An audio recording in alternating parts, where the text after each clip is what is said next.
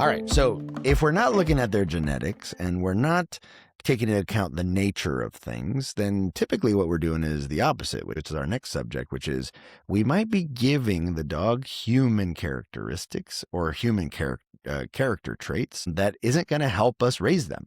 Right. So the next one is we talk about is humanizing our dogs or adding human characteristics, anthropomorphizing. What is it? Anthropomorphizing is There the you go, proper brother. word. Get it There out you of you. go. This is just where we put human thoughts and human characteristics. And don't get me wrong, guys, there's a huge parallel between how dogs feel and how people feel, how all mammals feel, right? But feelings, wanting comfort over displeasure and like moving away from displeasure in order to get comfort, like these are really normal animalistic traits. I would say we are more like dogs than dogs are like humans, right? And it's not the other way around. Like dogs live with us and they've adapted to live with us for thousands and thousands of years. But, you know, there's huge differences, and I think it's important for us to not humanize them and do that. And don't get me wrong, I talk to my dog. Like I'll talk to him as if he knows what I'm saying, but I know like, but he behaves, right? And so what we're going to talk about is like, is how it affects your relationship. So Vinny, what are some ways that humanizing a dog kind of affects people's relationship in a negative way with their dogs? Yeah, I think that asterisk is important. I don't want people to not talk to the dog and tell them sweet sorrows when it's that time. Just like ice cream, it's totally fine to have ice cream, but if that's every meal, if that's everything that we're doing with our dog, that's when it kind of bites you in the ass. The first and easiest one is the guilt. We've talked about this before. Of like, I tell my dog to stop doing something and they're pouty, and then immediately I said, "Baby, it's okay. I love you. I shouldn't have done that." It's like, dude, stop it. If you set a boundary, don't feel like you have to now sing them a 16-page poem to make them feel better. Like it's okay that your dog is upset they didn't get something. Every time it always comes back to, but I don't want him to dislike me. And as we talked about in the last podcast, you got to throw that mentality out because this is not a relationship where the dog always has to feel good. Does that make sense?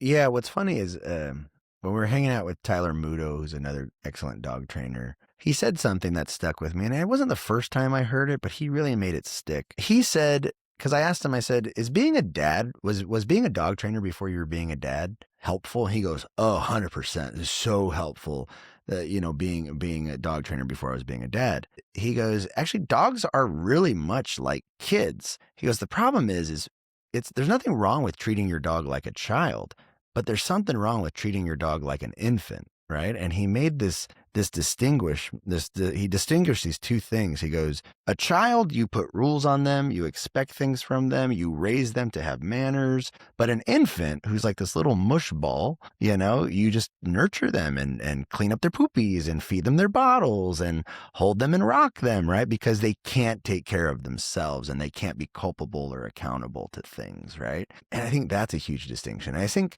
when me and Vinny are talking about humanizing, I think we really mean like, your dog's not a baby, but you know, I would say like you treat him like a child, fine, but a child you're raising to be accountable adult. You know what I mean? Yeah, no, that was great. That's actually one of the best ways to look at it of all time. It makes total sense. Yeah. Another thing with humanizing that happens is we talk a lot. Right, Vinny? Like I love the name of your company because you say it once, right? Say it once, dog training. So Vinny, why do you think people talk so much to their dogs? Because we believe that we can convince them to do something through English, right? Yeah, that's great. But we do get in that habit. And a lot of us spend a lot of time with our dog, and we don't spend time with many other beings. So the dog just hears all of my pros and my cons of my day and all of this. When it comes time for my dog to do something, me pleading to the dog, like Caesar has this great thing. He's like, first I'm going to talk to the dog nice, right? And then I'm going to yell at the dog. And then I'm going to talk to God as if God is going to transport down and then get this dog to do something, right? It's like, the first time he said it, I died. But on a serious note, you're never going to be able to say enough English words to get this dog to do something. So throw out all of your vocabulary and just make the dog do it. Because your dog is not going to pick up on the story that you're telling them to get them to do something.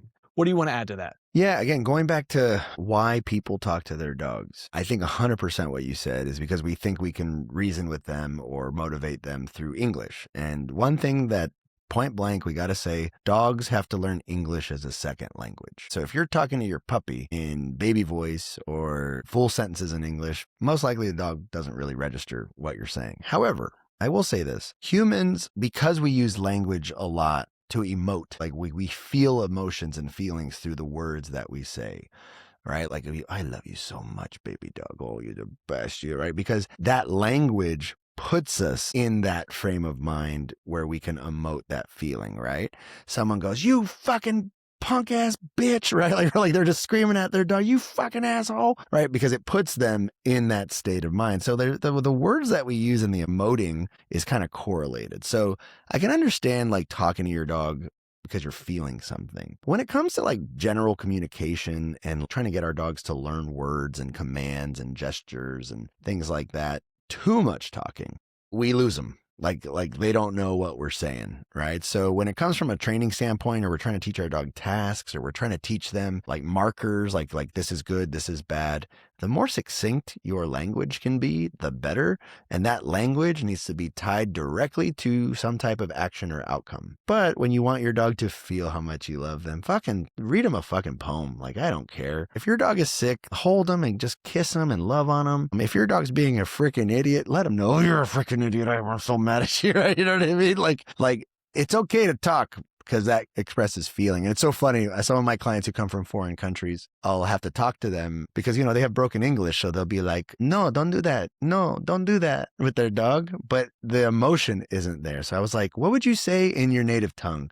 And they would go, basta, basta. And I was like, that sounds way better. That's going to be your marker for stop, like knock it off, right? And when they can speak in their native tongue, they can actually emote the emotion better and it comes off more natural. So yes, I think there is room for talking to our dogs, usually when it has to do with emotion. But when it comes to learning skills and shit, keep it simple. Cool? I like it.